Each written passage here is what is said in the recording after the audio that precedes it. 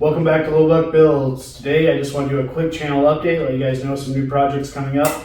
But first I want to say thank you to all the subscribers. We're now up to 3,000 subscribers. I never thought I'd get past 1,000. So thank you to each and every one of you, guys and girls that subscribe to the channel. So let's go ahead and go through what's going to be coming up in the next couple of videos.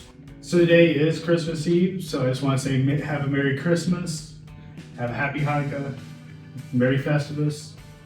So the video I'm getting ready to shoot after I get done with this video is going to be something a little different for the channel. I picked up these welders from my grandfather and inherited them, and they've been sitting outside for over 10 years, so I'm curious to see if they still work. Got this one, and I got this old stick welder over here. So that's the video I'm getting ready to shoot. After that video, we're going to get Duty back in here, and I'm finally going to break down and fix that driver's side manifold. So that's going to be fun. So we're going to go ahead and do a manifold on the driver's side of Duty after that. I'm hoping to start that video the day after Christmas, so the day after tomorrow. I'm hoping to get it done in a day or two. Just depends on if the bolts break and so on. And you can see I finally put the top back on the Jeep. It's only Christmas Eve, but we got the top back on her. So after we get done with Duty, we're moving over to the Jeep. I want to get a few things done to it. I need to do a window seal, top window seal for the hardtop, and a couple things for the back glass again. And we have a trail ride coming up on the 3rd, which is a week from Saturday, so I want to get ready to go for that. So you'll see that video after the Duty video.